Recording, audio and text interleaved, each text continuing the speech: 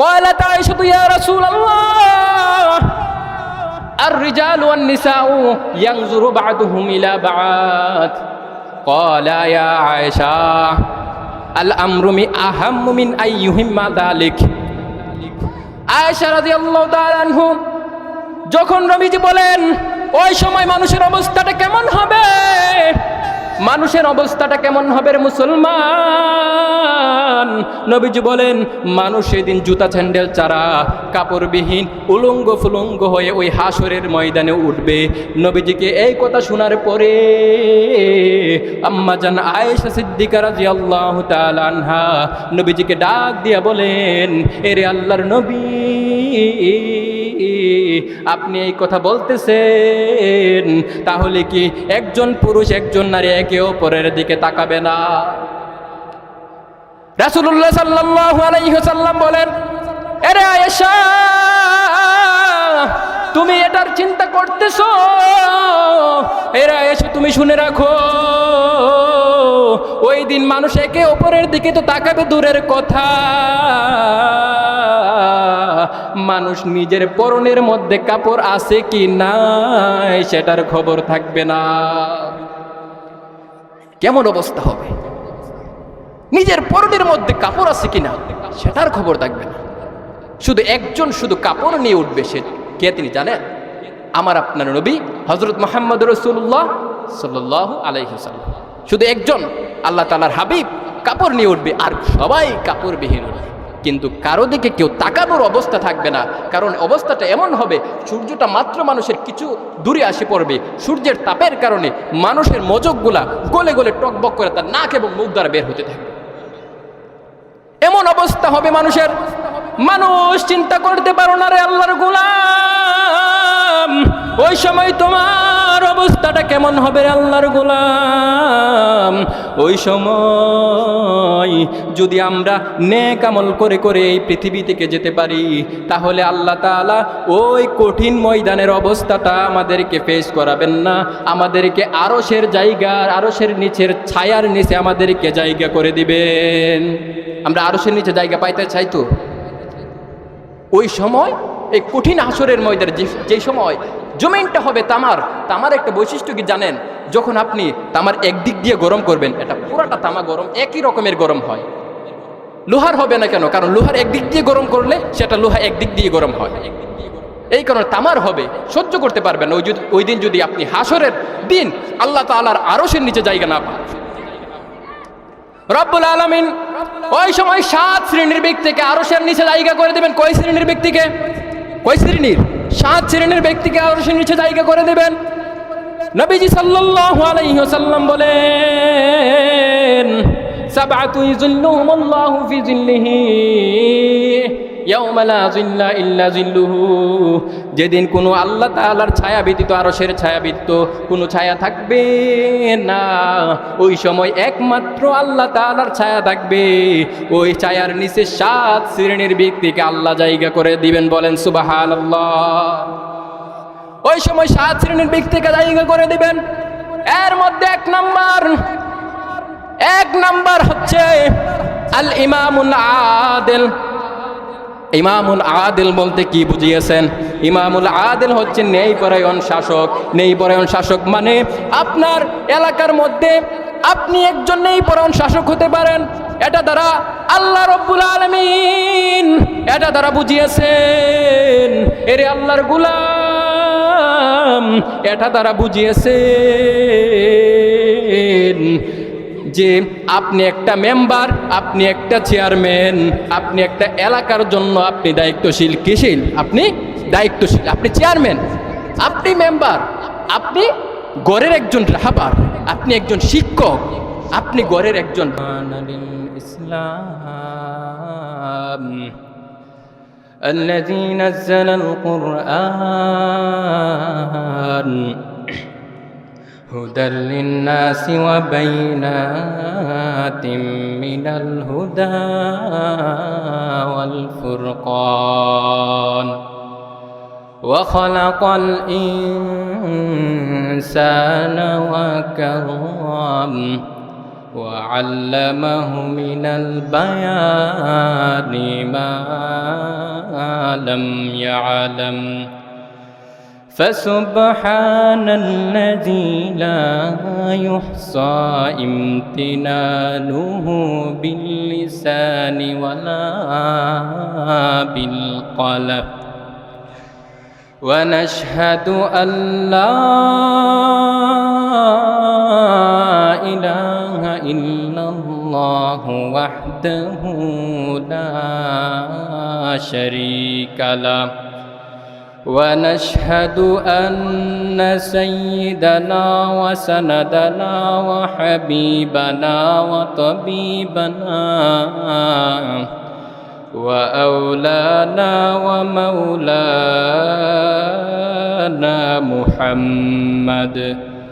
ومولانا محمدا عبده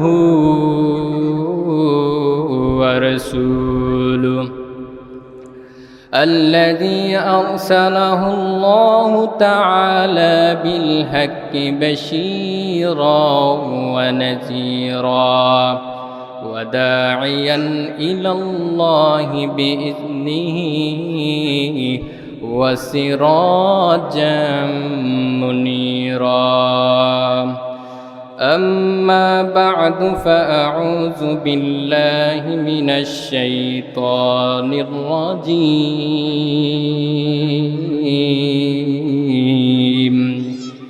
بسم الله الرحمن الرحيم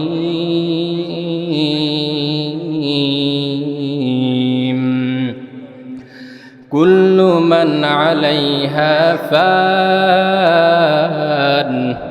ويبقى وجه ربك ذو الجلال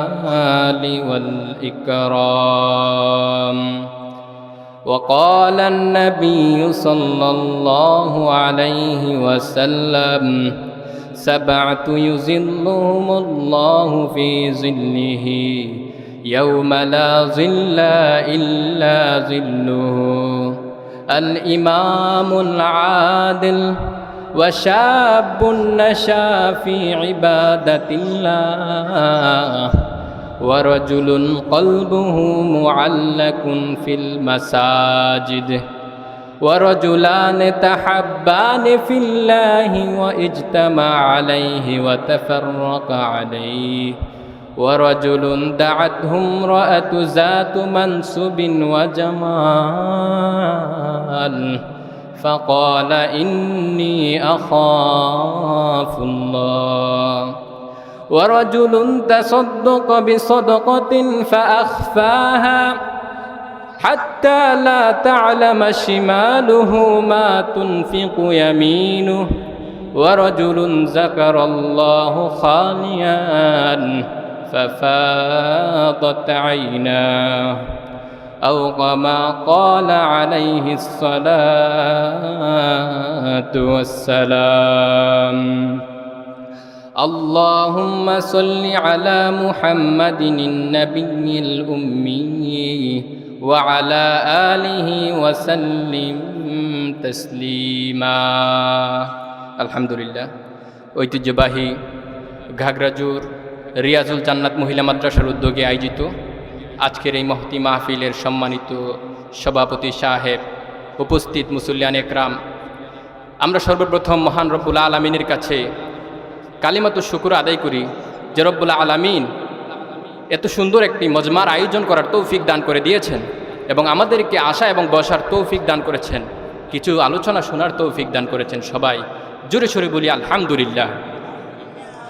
সম্মানিত মুসল্লিয়ান একরাম, মহাগ্রন্থ আল কোরআনুল কারীম থেকে আমি ছোট্ট একখানা আয়াত আপনাদের সামনে তেলাওয়াত করেছি। নবীজি সাল্লাল্লাহু আলাইহি ওয়াসাল্লামের হাজারো হাদিস থেকে একখান হাদিস আপনাদের সামনে পাঠ করেছি। এর আলোকেই আপনাদের সামনে আমি কিছু কথা প্রেজেন্টেশন করব, উপস্থাপন করব। আমাকেও যেন রব্বুল আলামিন আমলের নিয়তে এবং আপনাদেরকেও যেন রব্বুল আলামিন আমলের নিয়তে শোনার তৌফিক দান করে। সবাই জোরে সোরে বলি আমিন। সম্মানিত প্রিয় উপস্থিতি, আজকে আমার আলোচনার মূল থিম হচ্ছে কঠিন হাসরের দিনে কই শ্রেণীর ব্যক্তি, কারা কারা কঠিন হাসরের দিন আরশের ছায়ার নিচে জায়গা পাবে। কিসের ছায়ার নিচে? আরশের ছায়ার নিচে জায়গা পাবে। ওই 7 শ্রেণীর ব্যক্তির মধ্যে 7 শ্রেণীর ব্যক্তি আরশের নিচে জায়গা পাবে। ওই 7 শ্রেণীর ব্যক্তির মধ্যে আমরা কি পড়ি নাকি পড়ি না, ওই আলোচনাটি আজকে আপনাদের সামনে করব। আপনারা সবাই শুনতে রাজি আছে তো? আমি এখন আপনাদের সামনে আলোচনার দিকে চলে যাব। আমরা সবাই আমল নিয়ত শুনব। ওমা তৌফিকি ইল্লা বিল্লাহ। আমার তেলাওয়াতকৃত আয়াতের আলোকে আমি আপনাদের সামনে কথা বলবো। এই পৃথিবীটা আমরা এখন দেখতে পাচ্ছি, পৃথিবীর মধ্যে এখন আমরা চলাফেরা করতেছি, পৃথিবীর মধ্যে কত মানুষ চলাফেরা করতেছে। একদিন কি এগুলো থাকবে? কোনো কিছুই থাকবে না, সব কিছু ধ্বংস হয়ে যাবে। এত বিশাল বিশাল পাহাড়, যারা সিলেটে গিয়েছেন, যারা বান্দরবনে গিয়েছেন, আপনারা দেখতে পাবেন অনেক বিশাল বিশাল পাহাড়, যেগুলা আপনি মাটি থেকে তাকালে মনে হয় আকাশটা ছুঁয়ে ফেলেছে। এত বড় বড় পাহাড়, ওই পাহাড়গুলোকে সেদিন থাকবে? এই পাহাড়গুলো থাকবে না, সবগুলা ধ্বংস করে দিবেন কে? আল্লাহ তাআলা। এই জন্য আল্লাহ তাআলা আমার তেলাওয়াতকৃত আয়াতের মধ্যে বলেন, কুল্লু মান আলাইহা ফান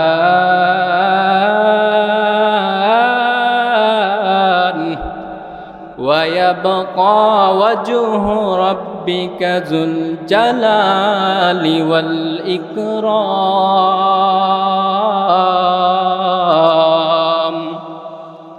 আল্লাহ তাআলা বলেন, পৃথিবীর বুকে শুধু যা কিছু আছে তাই নয়, আসমান এবং জমিনের বুকে যা কিছু আল্লাহ তাআলা সৃষ্টি করেছেন সব কিছু তখন আল্লাহ তাআলার হুকুমে সব কিছু ধ্বংস করে দিবে। আল্লাহ তাআলা ইসরাফিল আলাইহিস সালামকে একটা আদেশ করবেন, সিংহার মধ্যে ইসরাফিল তুমি সিংহার মধ্যে ফুৎ দাও। আল্লাহ তাআলা ইসরাফিল আলাইহিস সালামকে একমাত্র সৃষ্টি করেছেন কিয়ামতের আগে সিংহার মধ্যে ফুৎকার দেওয়ার জন্য। কি জন্য? সিংহার মধ্যে ফুৎকার দেওয়ার জন্য। একমাত্র তার কাজে এটা। সে সিংহাটা মুখের মধ্যে নিয়ে সে এখন এইভাবে দাঁড়িয়ে আছে।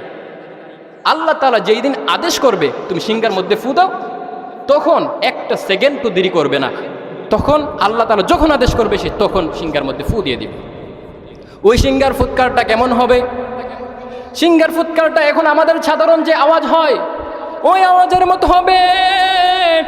সিংহার ফুৎকারটা এমনভাবে আওয়াজটা আস্তে আস্তে বড় হতে থাকবে, আস্তে আস্তে আওয়াজটা সামনের দিকে বড় হতে থাকবে, এমনভাবে আওয়াজটা হতে থাকবে এক পর্যায়ে মানুষ আওয়াজের কারণে বেহুশ হয়ে এদিক সেদিক পড়ে যাবে। মানুষ আর আওয়াজকে তারা সহ্য করতে পারবে না।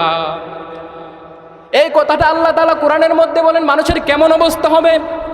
রব্বুল আলামিন বলেন, ইয়াউমা তারাউনাহা তাযহালু কুল্লু মুরদিআতিন আম্মা আরদাআত ওয়া তাদউ কুল্লু যাতিন হামলি হামলাহা ওয়া তারান নাসা সুকারা ওয়া মা হুম বিসুকারা ওয়ালাকিন্না আযাবাল্লাহি শাদীদ।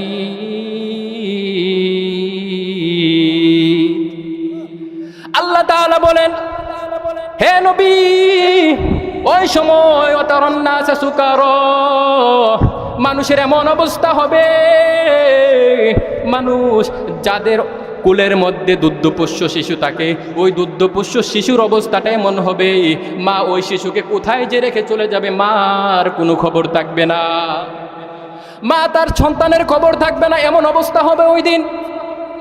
এরপরে রব্বুল আলামিন বলেন, ওয়া তাদউ কুল্লু যাতি হামলিন হামলাহা,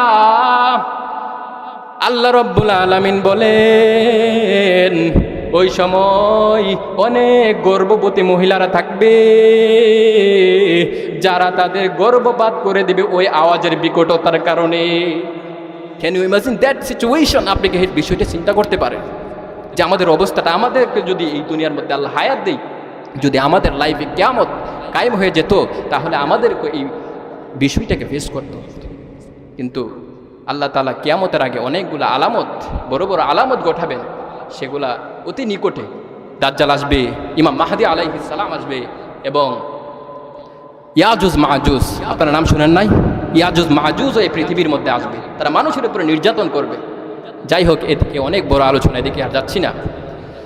আল্লাহ তাআলা মানুষ কেমন অবস্থা করবে, মানুষ তাদের পৃথিবীর মধ্যে তারা দিশেহারা পাখির নেই হয়ে যাবে।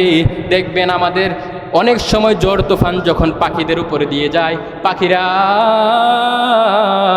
দিশেহারা হয়ে এদিক সেদিক চিটকে চিটকে পড়ে যায়, আছে না নাই? মানুষ এমনভাবে তাদের কোনো সাধারণ জ্ঞান থাকবে না, মানুষ সাধারণ জ্ঞান মানুষের মধ্যে থাকবে না, মানুষ এদিক সেদিক দিশেহারা হয়ে পড়ে যাবে, যেন মানুষকে মনে হয় তারা মদ খেয়ে মাতাল হয়ে এদিক সেদিক পড়ে আছে। আল্লাহ তাআলা এরপরে বলেন ওয়াতারান নাসা সুকারা ওয়া মা হুম বিসুকারা, মানুষকে তোমরা দেখতে পাবে তারা নেশাগ্রস্ত অবস্থায় মাতাল হয়ে এদিক সেদিক পড়ে আছে। ওয়া মা হুম বিসুকারা, কিন্তু আসলে মানুষ তারা নেশাগ্রস্ত নয়, তারা ওই বিকট আওয়াজের কারণে তারা নেশাগ্রস্ত অবস্থায় এমন দেখা যায়। এরে আল্লাহর গোলাম, যখন এমন একটা অবস্থা হবে পৃথিবীর সব মানুষ বেহুশ হয়ে যাবে, কেউ থাকবে না, এরপরে আবার একটা সিঙ্গার ফুৎকার দিবে, ওই ফুৎকারটা দেওয়ার পর পৃথিবীর মধ্যে যত প্রাণী আছে, মানুষ থেকে শুরু করে পিপিলিকা থেকে শুরু করে যত প্রাণী এই পৃথিবীর মধ্যে আছে, সব প্রাণীকে মৃত্যু দান করে দিবেন কে? আল্লাহ তাআলা সকল প্রাণীকে মৃত্যুর দান করে দিবেন, তখন কেউ বাঁচতে পারবে না। মানুষকে আল্লাহ তাআলা মৃত্যু দান করার পর আল্লাহ তাআলা আজরাইলকে বলবে, আজরাইল আখবিরনি মা ইয়াবকা, হে আজরাইল আমাকে বলো আর কেউ কি বাকি আছে? আজরাইল বলবে, আল্লাহ আর কেউ বাকি নাই, মানুষের মধ্য থেকে যাদেরকে তুমি সৃষ্টি করেছিলাম সবাইকে আমি মৃত্যু দান করে ফেলেছি, সবার জান কবজ করে ফেলেছি। রব্বুল আলামিন বলবেন এরপরে আর কে বাকি আছে? তখন আজরাইল বলবেন জিন জাতিরা বাকি আছে। তারপরে জিন জাতির জান আল্লাহ তাআলা কবজ করাবেন আজরাইলের মাধ্যমে, জিন জাতিও শেষ। এখন আর বাকি আছে কে? ফেরেশতা কোন? শয়তানকে আল্লাহ শেষ করে দেবেন। সেদিন শয়তান বাঁচতে পারবে? যেই শয়তানকে আল্লাহ তাআলা কিয়ামত পর্যন্ত হায়াত দিয়েছিল, ওই শয়তানও সেদিন আজরাইলের কাছে পাকড়াও হবে কি হবে না? শয়তান বাঁচতে পারবে না। যেই শয়তান আমাদের মধ্যে, আমাদের রগরেশার মধ্যে চলে চলে আমাদের সমাজের মধ্যে তারা দাঙ্গা হাঙ্গামা লাগিয়ে রাখে শয়তান, কিন্তু ওই শয়তানও সেদিন বাঁচতে পারবে না। আল্লাহ তাআলা সবাইকে পাকড়াও করবেন। যখন জিন জাতি মারা যাবে আল্লাহ তাআলা বলবেন, এ আজরাইল আখবিরনি মা ইয়াবকা, এ আজরাইল আমাকে বলো পৃথিবীর বুকে আর কেউ বাকি আছে নাকি? আজরাইল বলবো, না না আর কেউ বাকি নাই, এখন শুধু আপনার ফেরেশতা কুল বাকি আছে। এরপরে আল্লাহ তাআলা ফেরেশতাকে আজরাইলকে আদেশ দিবে, আজরাইল ফেরেশতাদের জানো তুমি কবজ করে নাও। আল্লাহ তাআলার আদেশে আজরাইল আলাইহিস সালাম সকল ফেরেশতা কুলের জানো কবজ করে ফেলবেন। এরপরে আল্লাহ তাআলা বলেন আখবিরনি মাই ইয়াবকা, আজরাইল বলো আর কে বাকি আছে? তখন আজরাইল বলল, আল্লাহ পৃথিবীর বুকে আমি, আপনি আর আমার চারজন বড় সহচর বাদে আর কেউ বাকি। তারপরে আজরাইলকে আল্লাহ তাআলা হুকুম করবে, আজরাইল তুমি বাকিদের জান তুমি কবজ করে নাও। তখন বাকি চারজনের জান আজরাইল কবজ করে নেবে। আল্লাহ তাআলা বলবে, আজরাইল আর কে বাকি আছে? আজরাইল তখন বলবে, আল্লাহ এই গোটা জাহানের মধ্যে, আসমান জমিনের মধ্যে আপনি আর আমি বাদে আর কেউ বাকি নেই, সবার জান আমি কবজ করে নিয়েছি। তখন আল্লাহ তাআলা একটা এমন হুকুম করবেন যেটা শোনার জন্য আজরাইল প্রস্তুত থাকবে না। আজরাইল বলবে, আল্লাহ তাআলা আজরাইলকে তখন বলবে, মুত ইয়া মালাকাল মাউত, হে আজরাইল তুমি মরে যাও। আজরাইল বলবে, এ আমার রব, আমি তো সারাটা জীবন আমি সবার জান কবজ করেছি, এখন কেন আমি মরব? আল্লাহ তাআলা তখন জবাব দিবেন, এরে আজরাইল তুমি কি জানো না কুল্লু নাফসিন যায়িকাতুল মাউত, প্রত্যেকটা প্রাণীকে মৃত্যুর স্বাদ আস্বাদন করতে হবে কি হবে না? কেউ কি বাঁচতে পারবে? This is the impossible matter, everyone has to take test of deaths. সবাইকে মৃত্যুর স্বাদ আস্বাদন করতে হবে, কেউ বাঁচতে পারবে না, সবাই মরবে। পৃথিবীর বুকে আপনি আজকে ক্ষমতা পেয়ে, আপনি আজকে সাধারণ একটা চেয়ারম্যান হয়ে, সাধারণ একটা মেম্বার হয়ে গরিবের উপর অত্যাচার করছেন, আপনাকেও মরতে হবে। ওই 3.5 হাত কবরের মধ্যে আপনাকে যেতে হবে। আল্লাহ তাআলা সেদিন বুঝিয়ে দিবে যে বান্দা, তুমি আমার হুকুম না মেনে মেনে, নামাজ না পড়ে পড়ে তুমি দুনিয়ার বুকে যেভাবে মনে চায় সেভাবেই তুমি জীবনটাকে কাটাচ্ছ, আজকে আমার আযাব তুমি ভোগ করো। কবরের মধ্যে যাওয়ার পর থেকে তার আযাব শুরু হয়েছে। বাঁচতে পারবেন? বাঁচতে পারবেন। এরপরে আল্লাহ তাআলা যখন পৃথিবীর সব কিছু মারা যাবে, আজরাইলকে আল্লাহ তাআলা হুকুম করবে, রে আজরাইল তুমিও মরে যাও। আজরাইল জান্নাত এবং জাহান্নামের মধ্যবর্তী জায়গার মধ্যে আরাফ নামক একটা জায়গা আছে, ওই জায়গার মধ্যে আজরাইল গিয়ে দাঁড়াবে। সে আজরাইল ওই আরাফ নামক জায়গার মধ্যে দাঁড়িয়ে বিকট একটা চিৎকার মারবে, যে চিৎকারের আওয়াজ, যেই আওয়াজটা যদি দুনিয়ার মানুষ থাকতো সবার কান ফেটে তারা বেহুশ হয়ে মারা যেত, এমনভাবে একটা চিৎকার মারবে। চিৎকার দেওয়ার পরে আজরাইলও শেষ, কেউ থাকবে না। তারপর যে কত বছর চলে যাবে একমাত্র কে জানে সেই বিষয়টা, আল্লাহ। কত হাজার হাজার বছর চলে যাবে কেউ জানে না। আল্লাহ তাআলা সেদিন একটা হুঙ্কার দিয়ে বলবেন, লিমানিল মুলকুল ইয়াউ, আজকের দিনের রাজত্ব কার? আল্লাহ তাআলা ডাক দিয়ে বলবে, লিমানিল মুলকুল ইয়াউ, আজকের দিনের রাজত্ব কার? এর দুনিয়ার বাদশারা, এর ডোনাল্ড ট্রাম্প, তুমি সারা বিশ্বের ক্ষমতার মালিক ছিলে, আজকে তোমার রাজত্ব কোথায়? এ দুনিয়ার এই সমাজের নেতা খেতারা, তোমরা দুনিয়ার নেতা হয়ে তোমরা গরিব মানুষের উপর অত্যাচার করতে, আজকে তোমরা কোথায়? আল্লাহ বলবে, আজকের দিনে রাজত্ব কার? তখন জবাব দেওয়ার জন্য কেউ থাকবে? কেউ থাকবে না, কেউ থাকবে না আল্লাহ তাআলার জবাব দেওয়ার জন্য। কে থাকবে? একমাত্র আমাদের রব আল্লাহ তাআলা থাকবে। আল্লাহ তাআলা সেদিন নিজেই জবাব দিবেন, লিল্লাহিল ওয়াহিদিল কাহ্হার। আল্লাহ তাআলা বলবেন, একমাত্র আল্লাহ তাআলার রাজত্ব সেদিন থাকবে। আল্লাহ তাআলার রাজত্ব বাদে এই সময় কেউ সেদিন আল্লাহ তাআলা বাদে আর কেউ বেঁচে থাকবে না।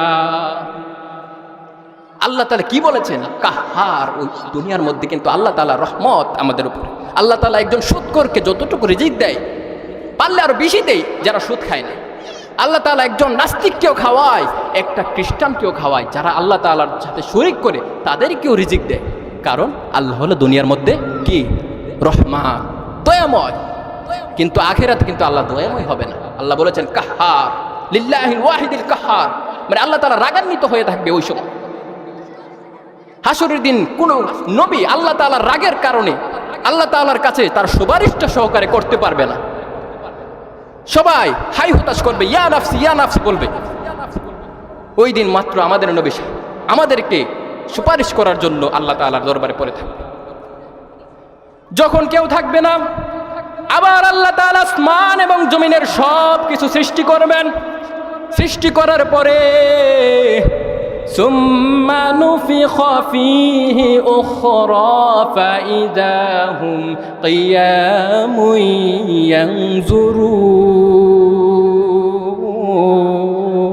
ইয়ানজুরুন। আল্লাহ তাআলা সব কিছু আবার দ্বিতীয়বার আল্লাহ তাআলা সৃষ্টি করবেন।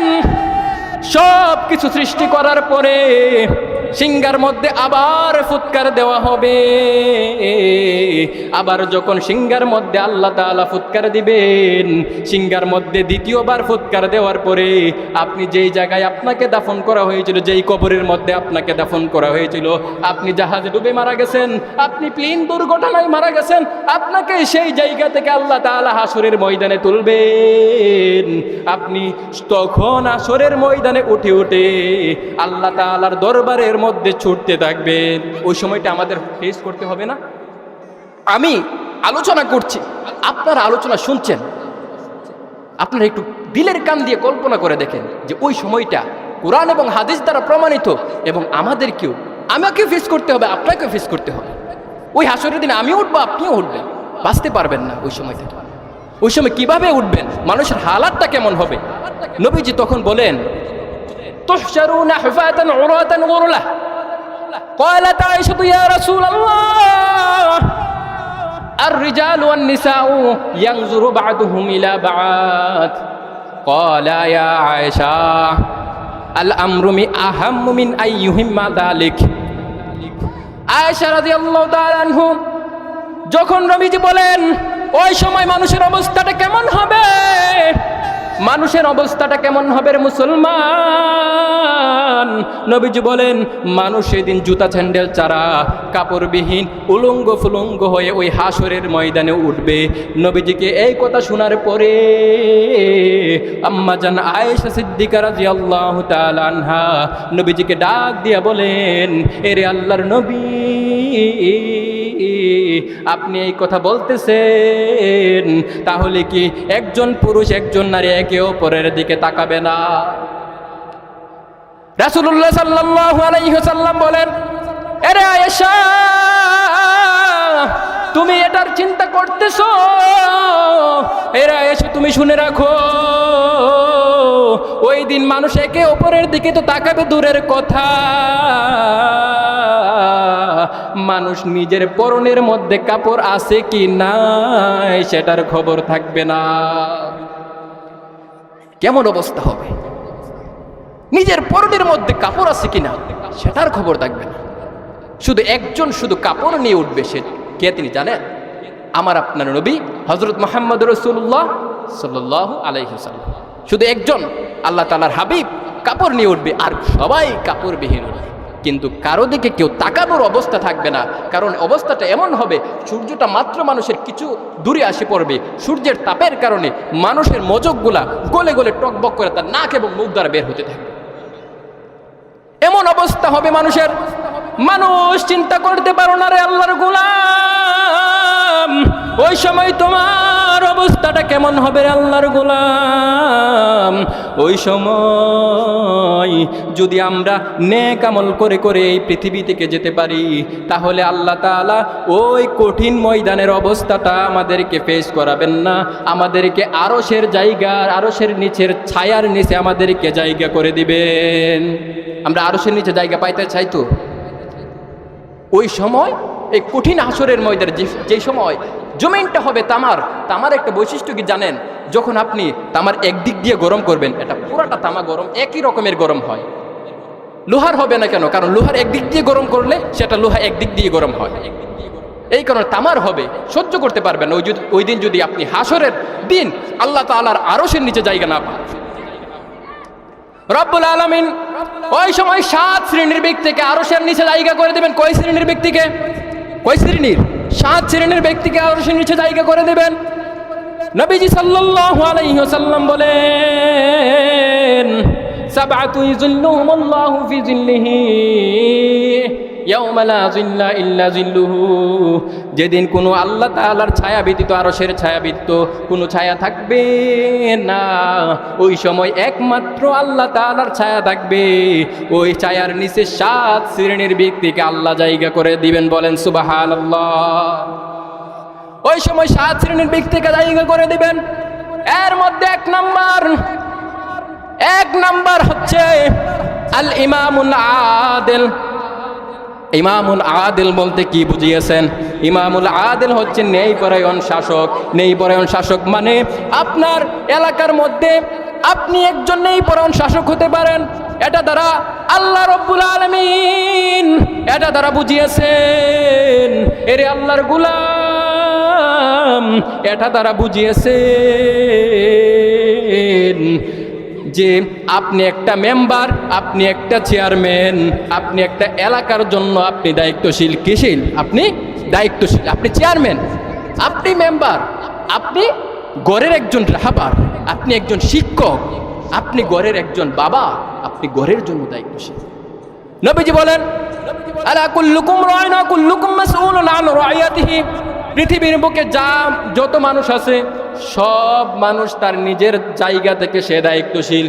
আপনি ঘরের জন্য আপনি পিতা, আপনি আপনার ঘরের জন্য দায়িত্বশীল।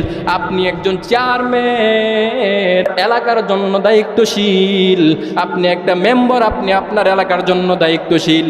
যদি আপনি চেয়ারম্যান, মেম্বার, এমপি, মন্ত্রী হয়ে আপনার দায়িত্বটা যদি আপনি পালন না করেন, এই জন্য আল্লাহ তাআলা আপনাকে জিজ্ঞেস করবেন, কি করবেন না? আল্লাহ তাআলা আপনাকে পাই টু পাই জিজ্ঞেস করবেন। আপনি যদি একটা সাধারণ কাজও করেন, এটার জন্য আল্লাহ তাআলার কাছে জবাব দিতে হবে কি হবে না? আল্লাহর কাছে জবাব দিতে হবে। আল্লাহ তাআলা কোনো কিছু আপনাকে ছেড়ে দেবে না। অথচ আমাদের এলাকার রাজা বাদশাহ, আমাদের এলাকার চেয়ারম্যান মেম্বাররে দেখা যায় তারা নিজেদের দায়িত্ব পালন না করে করে তারা নিজেদের পেট ভরতে রাজি, ঠিক কিনা? এমন না আমাদের অবস্থা? অথচ নবীজির জীবনের দিকে তাকালে দেখা যায়, নবীজির যুগের মধ্যে ছোট্ট একটা ঘটনা বলবো, আপনারা শুনবেন তো? নবীজির যুগের মধ্যে সম্ভ্রান্ত বংশের একজন মহিলা, মাখজুমিয়া বংশের একজন মহিলা, সে চুরি করতে গিয়ে ধরা পড়ে গেল এবং চুরি করে ফেললো। হঠাৎ করে যখন ধরা পড়ে গেল, ধরা পড়ার পরে নবীজির কাছে মাখজুমিয়া গোত্রের ওই মহিলাকে আনা হলো। মাখজুমিয়া গোত্রের ওই মহিলাকে আনার পরে নবীজি কুরআন এবং হাদিসের আল্লাহ তাআলার আইন অনুযায়ী চুরি করলে শাস্তি কি আপনারা জানেন না? চুরি করলে শাস্তি কি? হাত কেটে দেওয়া। ইসলামের আইন হচ্ছে হাতের কবজি পর্যন্ত কেটে দিতে হবে। তখন এই আইন তো ইসলামী খেলাফত ওই সময় চলতেছে, ওই আইন বাস্তবায়ন করতে হবে না? ওই আইন বাস্তবায়ন করতে হবে। ওই আইন যখন, আচ্ছা একটু আমরা আজানের পরে, যাই হোক আজানের কারণে আমরা কিছুক্ষণ বিরতি নিয়েছিলাম। আমরা এখন সাধারণ সংক্ষিপ্তভাবে নামাজের আগে কিছু আলোচনা করব। এর ভিতরে আলোচনা গুছিয়ে নেব ইনশাআল্লাহ তাআলা।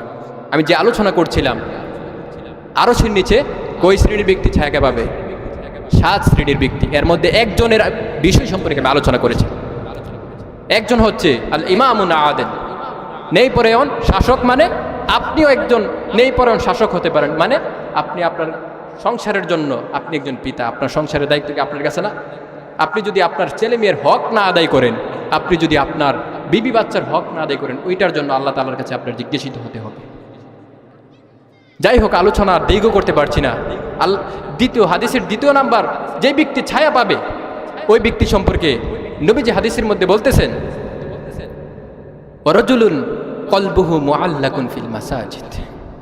ওই ব্যক্তিকে আল্লাহ তাআলা আরশের নিচে জায়গা করে দিবেন, যে ব্যক্তির অন্তর সব সময় আরশের, আল্লাহ তাআলা মসজিদের কাছে, মসজিদের মধ্যে অন্তর সবসময় লেগে থাকে। আপনি ফজরের নামাজ পড়েছেন, আপনার অন্তরটা সারাক্ষণ কাঁদবে, আমি আবার জোহরের নামাজ পড়তে হবে। এই জন্য আপনি কি করবেন? আপনার সারাটা শরীরকে আপনি পাক পবিত্র করে রাখবেন। আপনার শরীরটাকে আপনি নাপাক করবেন না, কারণ আমাকে নামাজ তো পড়তে হবে। আবার জোহর যখন পড়বেন, জোহরের পর থেকে আবার আসর পর্যন্ত আপনি ওয়েটিংয়ে থাকবেন নামাজের জন্য। যখন আপনার মন মানসিকতা নামাজের প্রতি ধাবিত থাকে, নামাজের প্রতি যদি আপনার মন মানসিকতা, আগ্রহটা যদি নামাজের দিকে সবসময় লেগে থাকে, তাহলে আল্লাহ তাআলা আরশের নিচে জায়গা করে দিবেন কি দিবেন না?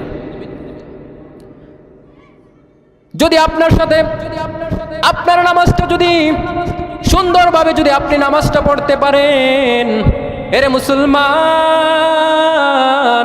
যদি আপনার নামাজটা সুন্দর হয়, যদি আপনি সুন্দরভাবে নামাজ পড়তে পারেন এবং এক ওয়াক্ত নামাজের পরে আরেক ওয়াক্ত নামাজের জন্য যদি আপনি ওয়েটিংয়ের মধ্যে থাকতে পারেন, তাহলে আপনার জায়গা আরশের ছায়ার নিচে করে দিবেন কে? আল্লাহ তাআলা আপনার জায়গা আরশের ছায়ার নিচে আপনার জায়গা করে দিবেন। আল্লাহ তাআলা ওই দিন আল্লাহ তাআলা আপনাকে আরশের ছায়ার নিচে জায়গা করে দিবেন।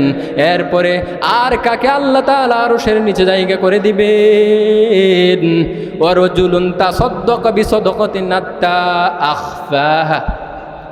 যেই ব্যক্তি দান করছেন, আপনাকে আল্লাহ তাআলা নেশাব পরিমাণ মালের মালিক বানিয়েছেন, আপনাকে আল্লাহ তাআলা মালের কোনো ধন সম্পত্তির কোনো অভাব করে নাই। এরে মুসলমান, আপনি যদি আপনার ধন সম্পত্তি থেকে এমনভাবে দান করতে পারেন যেমনটা দুনিয়ার কোনো মানুষ জানে না, একমাত্র আপনার অন্তর ব্যতীত বা আপনার দুটো চোখ ব্যতীত আর কেউ দেখে নাই। এমন ভাবে আপনি দান যদি করতে পারেন, হাত্তা লা তা'লামা শিমালুহু মা তুনফিকু ইয়ামিনুহু, যে তার ডান হাত কি দান করলো তার বাম হাত জানে না, যদি এমন ভাবে আপনি দান করতে পারেন তাহলে আপনার জায়গাটা আরশের নিচে করে দিবেন কি? আল্লাহ তাআলা। এরপরে নবীজি বলেন ওয়ারাজুলুন যাকারাল্লাহু খালিয়ান ফাআখফাহা, রব্বুল আলামিন এরপরে আরেক শ্রেণীকে আল্লাহ তাআলা আরশের নিচে জায়গা করে দিবেন, যেই ব্যক্তি একা একা নির্জনে আল্লাহ রব্বুল আলামিনের জিকির করে। কিভাবে জিকির করে? আল্লাহ তাআলার জিকির সে নিজে নিজে একা একা এক রুমের মধ্যে বসে বসে আল্লাহ তাআলার ধ্যান খেয়ালে সে তার রাত্রি কাটিয়ে দেয়, সে সবসময় আল্লাহ তাআলার ধ্যানে মগ্ন থাকে। জিকির তো অনেক ধরনের হতে পারে, আপনি তাহাজ্জুদ পড়তে পারেন, কোরআন তেলাওয়াত করতে পারেন। এমনভাবে আপনার লাইফটা যদি আপনি লেট করতে পারেন, আপনি কাটাতে পারেন, তাহলে আরশের নিচে আপনাকে জায়গা করে দিবেন কে? আল্লাহ তাআলা।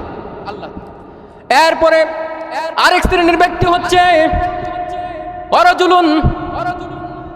ওয়ারাজুলুন তাসাদ্দাকা বিসাদাকাতিন হাত্তা আখফাহা, এটাকে তো বলেছি।